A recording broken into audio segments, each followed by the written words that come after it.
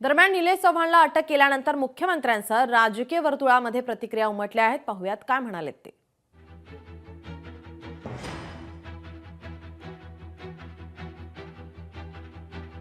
पोलिसांनी अतिशय चांगली कारवाई केलेली आहे। नेपाळमध्ये पळून जाण्याचा प्रयत्न होता, बॉर्डरवर त्याला पकडलेला आहे।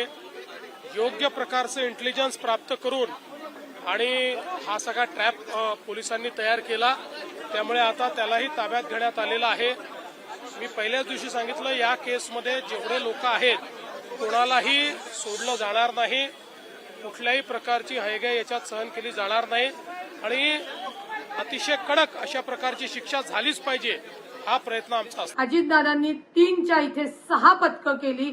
पहिल्यांदा राजेंद्र हगवणे आणि सुशील हगवणेच्या बेड्या घातल्या आणि त्याच्यानंतर या निलेश हगवणेला सुद्धा त्याच्यावर गुन्हा दाखल झाल्यानंतर नेपाळमध्ये अटक करण्यात आली।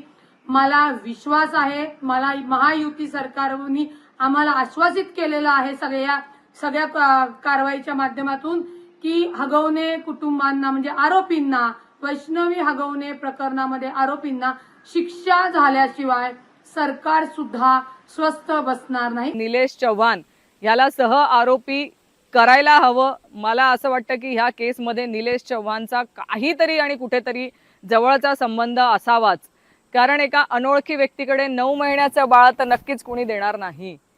ह्या हगवणी कुटुंबाचा आणि निलेश चव्हाणांचा काय संबंध आहे, ह्या संबंधाची देखील चौकशी करण्यात यायला हवी आणि या निलेश चव्हाणला एवढे दिवस फरार राहण्यासाठी मदत करणारा आका कोण हे देखील चौकशी करण्यात यावी।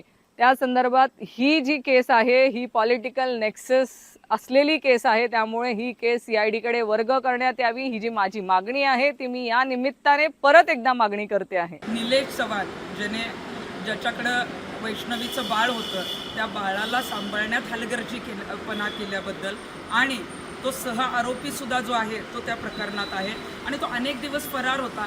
आज जेव्हा त्याच्या संपत्तीला टाच येण्याचं कळालं तेव्हा तो नेपाळमध्ये सापडलेला आहे। आता कायद्यानुसार त्याला अटक तर झालेली आहे, परंतु अशांना जामीन होऊ नये यासाठी आता प्रयत्न झाला पाहिजे, याला कडक शिक्षा झाली पाहिजे आणि त्यांनी ज्या पद्धतीनं स्पाय कॅमेऱ्यामध्ये असले घाणेरडे प्रकार जे आहेत ते रेकॉर्ड केले, आता ह्याला अटक झाल्यानंतर ह्याला फटकावतानाचे व्हिडिओ जे आहेत ते प्रत्येक ठिकाणी व्हायरल होणं गरजेचं आहे।